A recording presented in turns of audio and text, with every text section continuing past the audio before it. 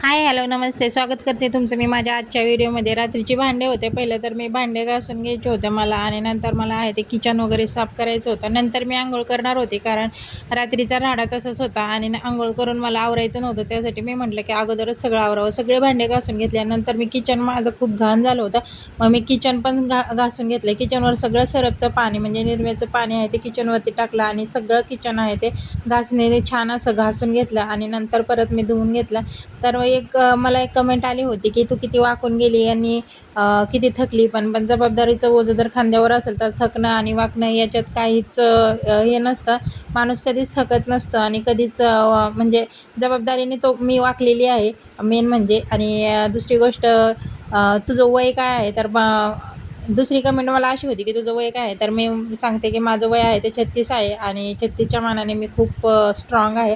आणि दुसरी गोष्ट आहे ते, मला अशी कमेंट आली होती की तुला मुलं किती आहेत आणि तू मॅरिड आहे का. तर हो, मी मॅरिड आहे, आणि मला 2 मुलं आहेत. माझी मुलगी आहे ती 1.5 वर्षाची आहे, मुलगा आहे तो 12 वर्षाचा आहे. छान असं किचन वगैरे घासून झालं माझं, भांडे पण लावून झाले, किचन एकदम क्लीन करून घेतलं मी. आणि नंतर मग पाणी सुटलं होतं, म्हणलं पाण्याची भांडे पण घासून घ्यावी. पाण्याची भांडे ही मी आठवड्यातनं एकदाच घासते, कारण आठवड्यातनं 2दा पाणी सुटतं. एकदा पाणी भरलं म्हणजे घासलं म्हणजे 2 वेळाच ते चालून जातं, आणि मी पाणी भरायला कधी उठत नाही.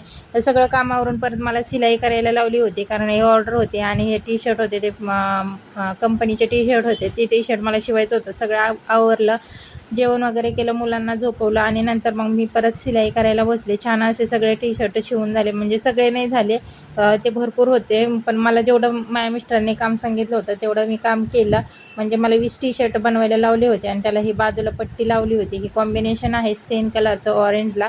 तर तुम्ही पाहू शकता, ही पहिलं तर सगळ्या बाजूंना मी पट्टी लावून घेते, आणि नंतर आहे ती वरची सिलाई मारून मी नंतर सगळ्या बाजू जोडणार आहे. तर एक बाजू मी तुम्हाला रेडी करून दाखवते. तुम्ही पाहू शकता कशी आहे ते.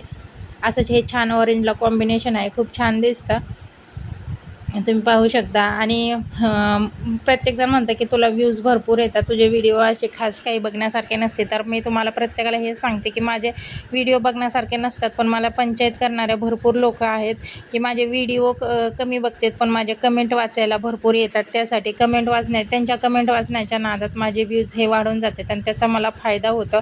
आणि माझे फॉलोअर्स आहेत ते, काही फॉलोअर्स चांगले पण आहेत, आणि काही फॉलोअर्स आहेत ते म्हणजे असं नाही की प्रत्येकजणच मला वाईट कमेंट करतो.